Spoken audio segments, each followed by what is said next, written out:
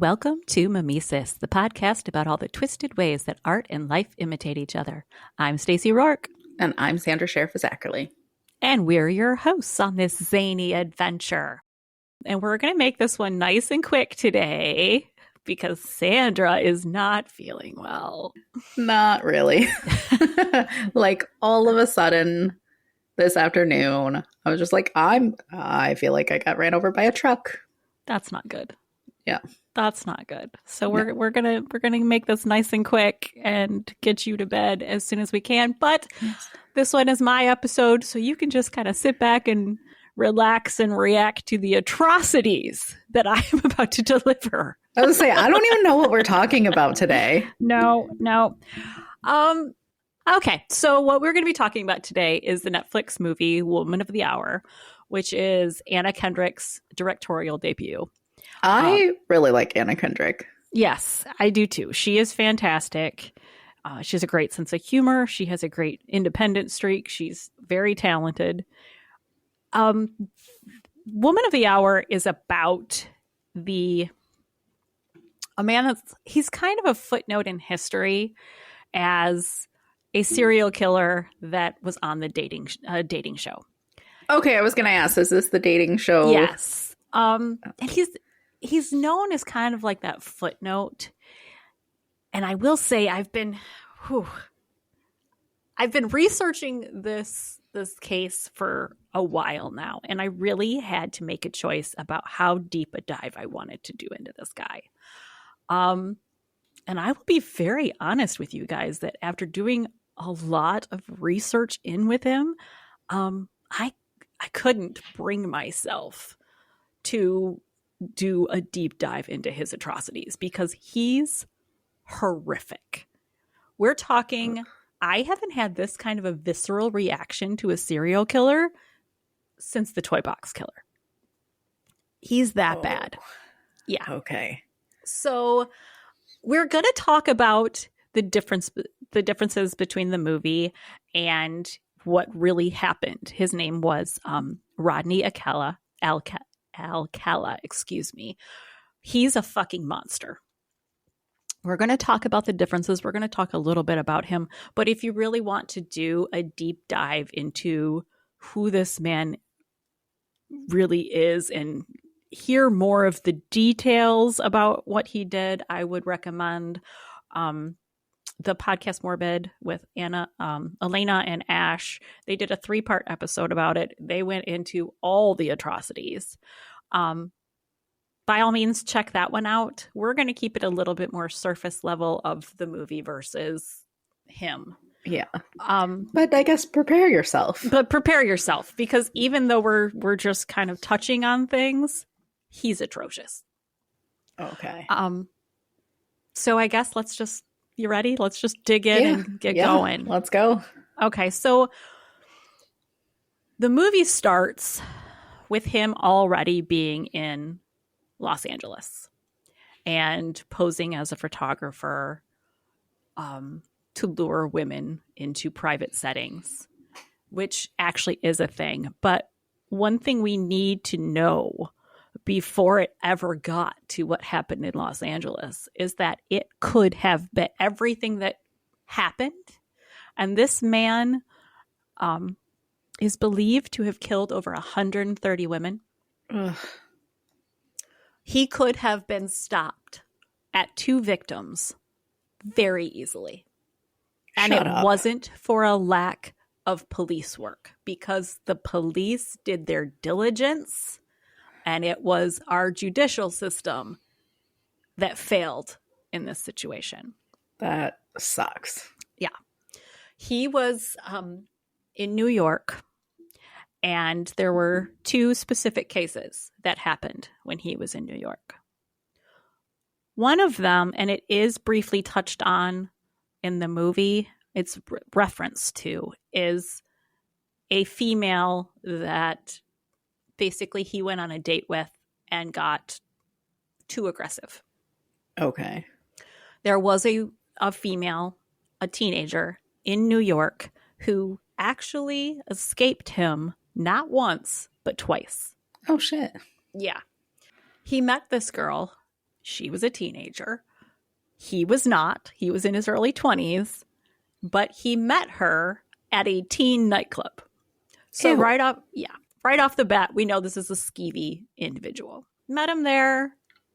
He was a somewhat attractive guy. Honestly, if you see pictures of him, he kind of looks like Richard Ramirez. Oh my gosh, easy for me to say. Richard Ramirez, the Night Stalker. Okay. He kind of looks like him, but with better hygiene, obviously, because that guy was Gross. fucking gross. He met her there. She agreed to go outside with him. As soon as he got her outside, he backed her up against a wall, the wall of the building, and smashed her head against the building so hard she was knocked out by it. Well, yeah. She came to just a couple seconds later with him trying to assault her, and she screamed her fool head off. And the people that owned the teen club heard her screaming. They came outside. He ran off like the coward that he is, and she was able to escape him. She didn't report him to police because sometimes we just don't want the attention. We don't want that. So she didn't report it. A few years later, she was going out with a group of her friends. And she's not a teen at this point, or she is still a teen? I think she's still a teen at this point. Okay. It wasn't too much longer after. She went out with a group of her friends. And you know how when you go out with your girlfriends, they're like, we got a group of guys that we're going to meet up with, that we're going to go hang out. Who happened to be in the group of guys? Him. Rodney. So he invites everybody to go back to his place to party. So they go back to his place. She's trying to just keep her distance from him. Go back to his place. Everybody's drinking, smoking pot, everything. I know. Absolutely not. You're shaking your head no. You banged my head against a building. I'm not hanging out with him. I would red flag and pull my group and be like, listen, no. We are not going. And if any of you go, I'm calling the cops. Mm-hmm. No. Yeah, but she went along with it, which it was the 70s. No. I guess. I don't know. I'm sorry. If somebody has banged my head against a building, no. I'm not going to hang out with them. But she did. And in the middle of all that, in the middle of the party, he grabbed her and physically dragged her into his bedroom, where as soon as he got her in there, he locked the door and turned on her violently, beating the fuck out of her, assaulting her. He went ape shit on this girl, to the point where her friends knew something was up and had to break down the door to get to her. And his cowardly ass escaped out the window and ran. From his own house.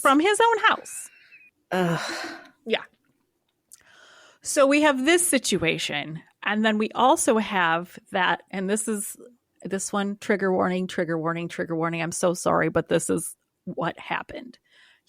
After that, he was staying at a hotel for a little while, the kind of hotel that you can stay in long term if you want to. And there was a family living there that happened to have an 8-year-old daughter. Their 8-year-old daughter was supposed to take the bus from a bus stop right outside where this hotel was. But her school wasn't far away, and she had a little bit of an independent streak. So her parents did not know, instead of taking the bus, she was getting up a little early, and she was walking to school every day. And she was walking home at the end of the night. And Rodney, because he was staying at the hotel, was watching her patterns and observing this. And one day he pulled up next to her while she was walking, and he was offering her a ride, offering to take her home, telling her he knew her parents because he also lived at this same hotel. And this is an 8-year-old little girl. Eventually, he was able to talk her into getting in the car. Ugh. But there was a good Samaritan who happened to watch this exchange happen. He was watching this guy drive really slowly next to a little girl, and then he watched the little girl get in the car. He couldn't follow because he was going the opposite way. Somebody honked. He had to move his car forward. But because he couldn't follow, what he was able to do was pull over and get to a payphone immediately, because it was the 70s. There's payphones. And he immediately called the police. He had his license plate number. He had the make and model of the car. He told the police what he saw. And the police were able to track down where Rodney lived. They went to his room at this hotel. Now, think about how quickly that had to happen. This guy called, and the police moved immediately, got his license plate, got his last known address, got to the apartment. By the time they got to the apartment, that little girl, 8 years old, had been beaten so badly by that point. And a metal bar, like a workout bar, had been put on her throat so she couldn't move. She was beaten so badly that she was in a coma for 2 months after that happened. 2 months. And trigger warning, yes, she was raped. She was beaten. This little girl would have died had the police not got there when they did. She was saved. She did regain consciousness. One huge blessing in this is that little girl, because of the head trauma, has no memory, no recollection of what happened to her in that apartment. It's terrible, but a good thing. Yeah, exactly. So the police work was done. He was arrested. Like, because they probably walked in on it happening. Yeah. His mother put up his bail because he's a good. Did. Yeah, because he's a good boy, and this is all a misunderstanding.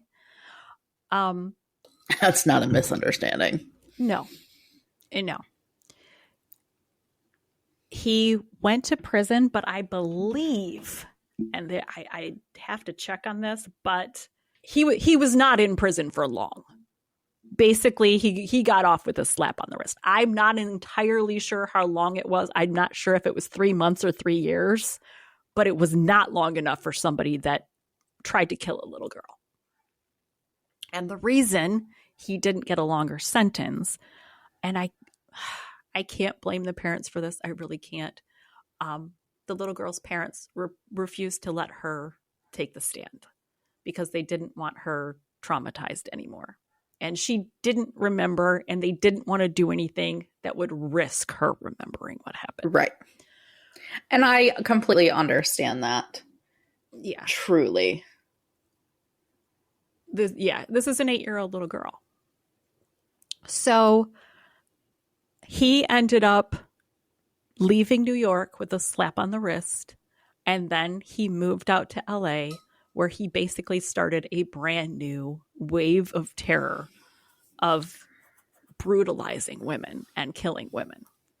And that's kind of where the movie Woman of the Hour begins. Yeah, I just saw it was like he only served 2 years. Yeah. Not long enough for what he did to that little girl. No. So the movie starts with him photographing a young woman, and in the middle of it, he attacks her brutally. And that's one thing. Going into this, I always felt like he was like a footnote in history, but almost like there was a serial killer on the dating game, did you know? But this movie gives a hint at the brutality of this man. And I think if you don't know going in, it can be a little bit jarring, because his brutality was of a degree that this was at the same time as the this was at the same time as the Hillside Stranglers. So some of his crimes, they thought were the Hillside Stranglers, Okay. where it was actually Rodney Alcala, because of the brutality of them. And one thing that the Hillside Stranglers and Rodney had in common, and they show this in the movie, is that he would strangle these women to the point of them losing consciousness and then fucking revive them just so he could continue his reign of terror on them a little bit longer. That's horrible. Yeah, it's absolutely horrific. So that's kind of where the movie starts off, to give you a real taste of the kind of human being that this man is. So once we get going in the movie, like I said, it shows him taking photographs of victims, which was that was accurate. He actually did do that. He attended the New York University, where he took Roman Polanski's classes. Then when he moved to the West Coast, he had a short stint where he actually worked for the Los Angeles Times. Ugh. Yeah. But he was not a photographer when he worked for them. He was a typesetter when he worked there. Okay. But he did tell a lot of people that he was a photographer. And let's see, I lost my spot in my notes. Where'd it go? This was in 1977. 1978 is when he appeared on The Dating Game. He used to tell his colleagues that he knew Warren Beatty and that he did these photographs of professional models. Talked a lot of shit about that. When he was captured, it turns out all of those pictures that he took a lot of pictures and videos of his victims, including the little 8-year-old girl. Ugh. I cannot even imagine, because a lot of his victims were younger. I mean, we're talking, there was an 8-year-old, there was a 13-year-old, 15-year-olds. There was a lot of young women that unfortunately were victims of his. Yeah, I mean, that's kind of the age of, are you looking to be a model? Are you looking to be a star? Mm-hmm. Let me get your cover photos done. Yep. Taking advantage of people's dreams and aspirations, like the true fucking leech on society he is. So we have that one. Another thing that is mentioned on the show briefly in the very beginning, because Cheryl, who is the woman of the hour, in the movie, she's an actress and she's trying to make more of a name for herself. And when she's talking about, when her agent is trying to tell her that going on The Dating Game would be good for her reputation, she mentions Sally Field having done an appearance on The Dating Game, which is actually true, that in between starring in Gidget and The Flying Nun, Sally Field actually was on an episode of The Dating Game. Okay. And I like Sally Field a lot. Yes, she's very cool. She is not the only celebrity that did an appearance on the Dating Game. Okay. Farrah Fawcett, a very young Michael Jackson, and Arnold Schwarzenegger actually had appearances on The Dating Game. Another thing that they got wrong, in the movie, the host was a guy named Ed Burke, who the second that Cheryl Bradshaw, who is the contestant there, when she arrives on The Dating Game, he's super sexist to her. You know, he's telling her just to smile and laugh and to wear something a little sexier. And then there's a whole thing that goes on there. Like the host of the show? Yes. Yes. Okay. That is, the host of the show was actually Jim Lang.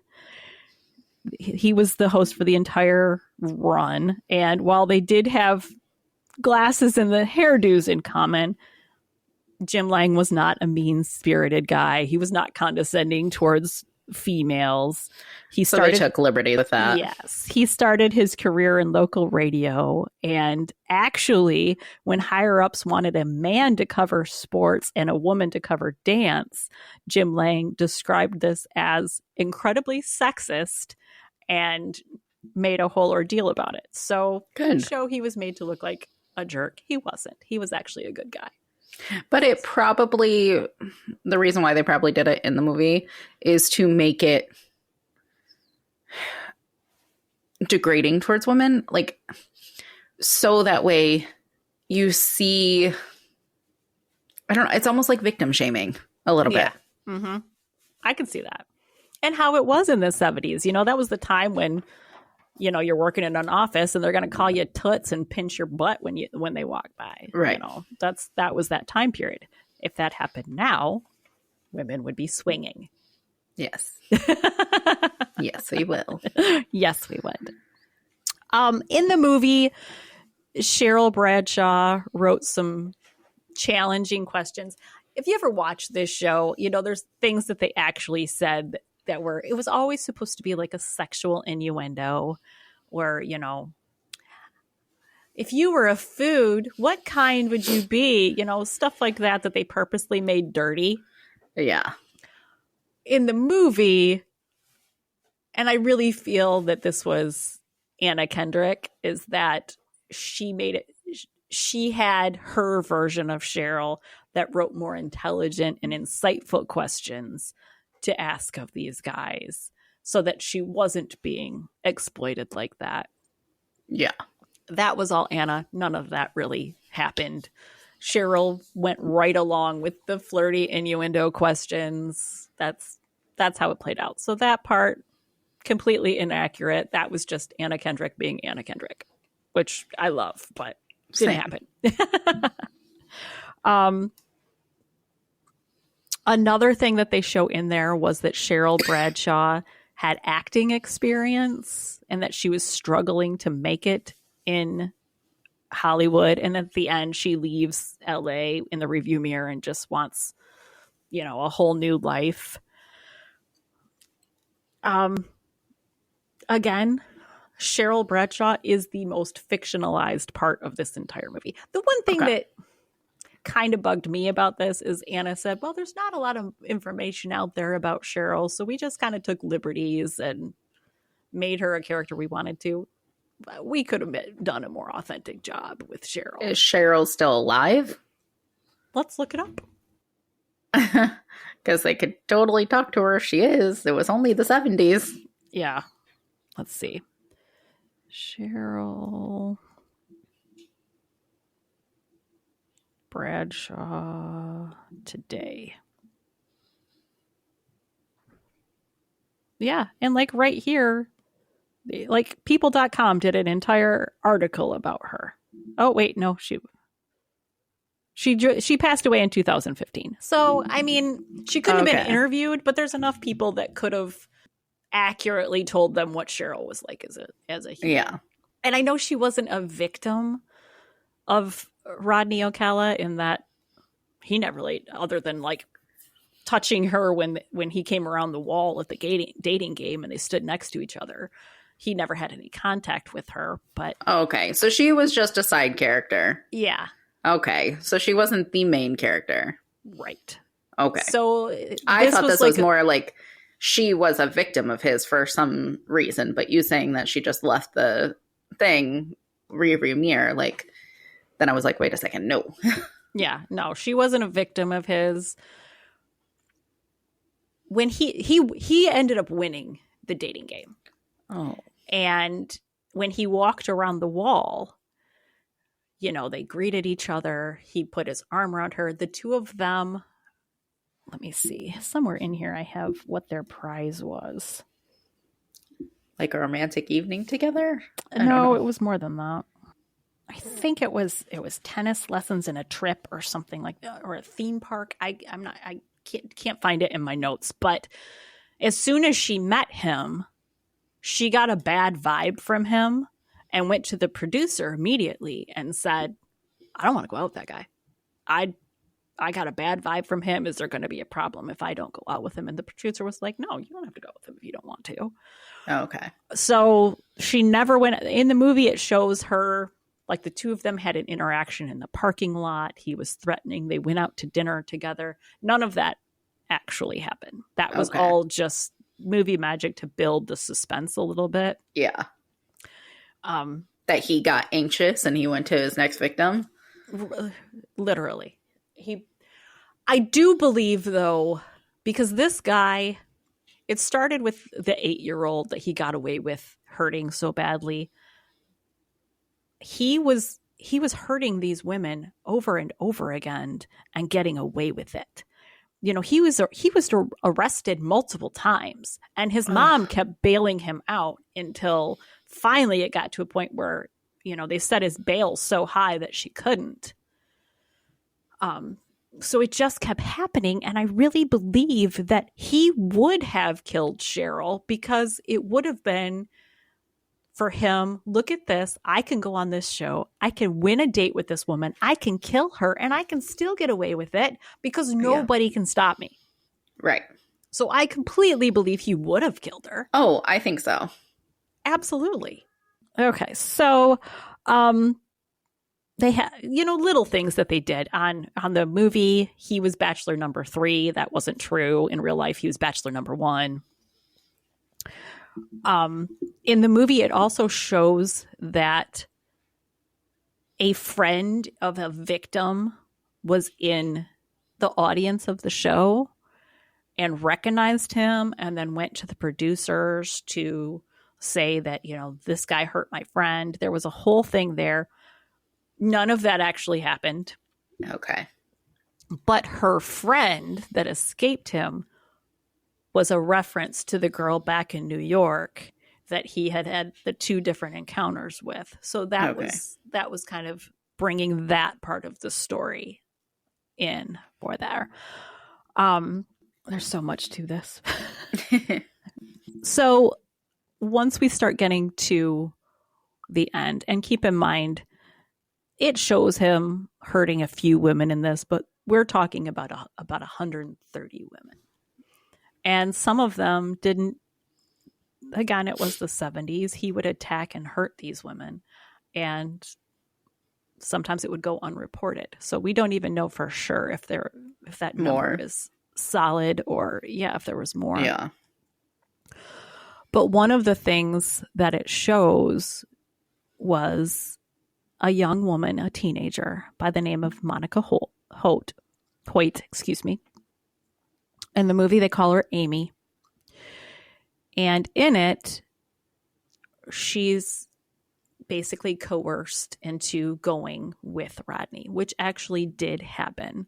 He told her he was going to take pictures of her.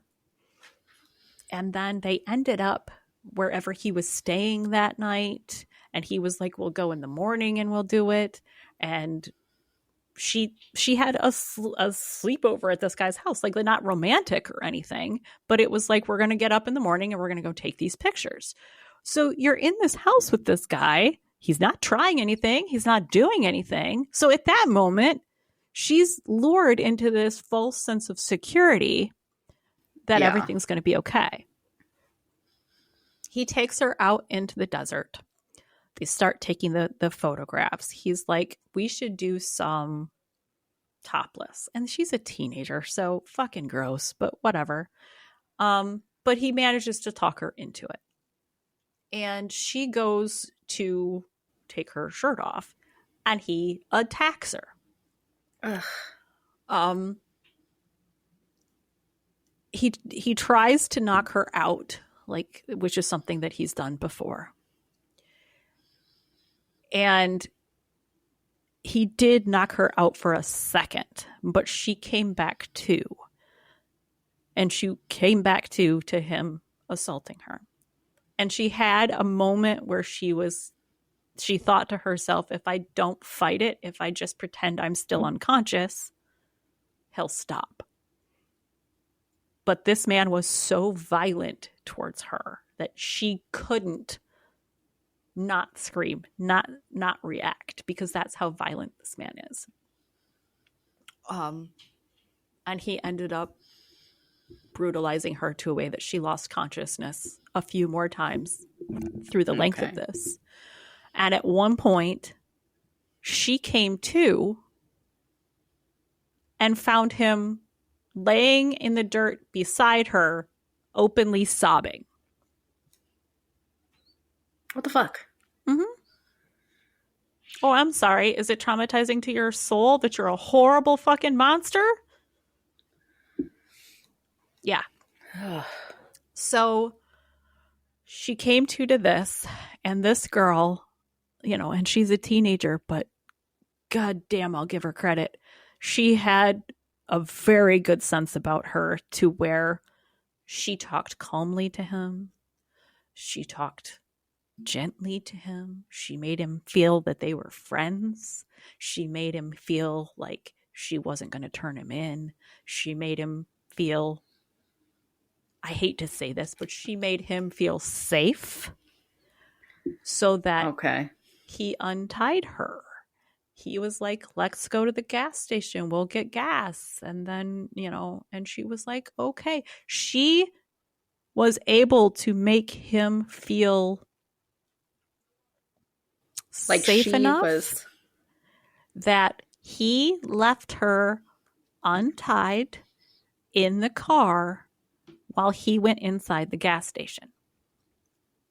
And as soon as he was inside, Monica got out of that car. There was a diner next door, and she hauled ass to the diner. Ran her ass over there. Actually, it might not have been a diner. It might have been a motel. I knocked on the room, and then somebody came and helped her. That's what it was. But she stayed inside there with the people until the cops came. And there was a lot more to this in that, you know, he was arrested. There was the trial and everything. But that situation was a game changer in this. In that he might not have been brought to justice when he was, had it not been for her.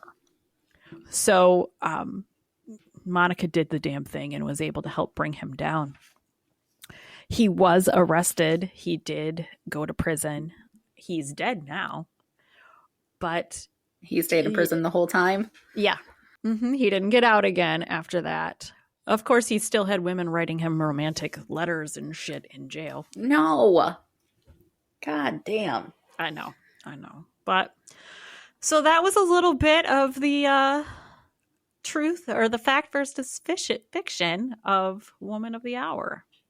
And Rodney Alcala, who was just a fucking monster. That's horribly. He is horrific and nasty, and good riddance. Yes. Rest in distress, you horrible fucking human. Yeah. Yeah. But that one, you know, like I said, going to do the deep dive on that. And I think it hit me a little differently because, you know, I'm in a new era of my life where I'm a single woman now. And, you know, yes, I talk to men and I go out on dates on occasion. And watching this and listening to the podcast about it and researching this Rodney guy a little bit, it put me in such a state of mind that I was just like, fuck it. I'm not talking to anybody anymore. These beings are disgusting. I mean, there's a reason you gotta freaking text your people. You have to say, I am at this location and this. If you don't hear from me by this time, send help. Seriously. Yeah. Every single time I have gone on it, and it doesn't happen often because I don't date very much, but if I'm going to meet somebody, I send you guys, this is who I'm going out with. This is their contact information. This is where we're going. Because I don't know these people, you know. Exactly. It's so scary. It's so scary. So this one, you know, I'm the one that usually does the dark cases, but this one was, I think, a little too dark. It was a little too dark even for me. Oh, that hurt. Yeah. Okay. So that was this case. And we're going to wrap this up pretty quick because you need to go to bed. I do. I started working at the schools, and the germs at the schools are just atrocious. They are, because kids are tiny little germ magnets. They really are. They're disgusting little beings. Okay. Thankfully, nothing planned. Good. But what you do have to do before we can go is tell the nice people how they can get a hold of us, Sandra. You can get a hold of us at the Mimesis Podcast at Facebook, Instagram. You can also find us on TikTok at the Mimesis Podcast. And you can email us at the mimesispodcast@gmail.com. Awesome. All right. So we're going to wrap this up so you can go to bed. We're not even going to talk about what the next case is going to be or the next one. I have no idea. All right. What do you think, listeners? Let's go ahead and put her to bed now. Yes. Until next time. Bye. Bye.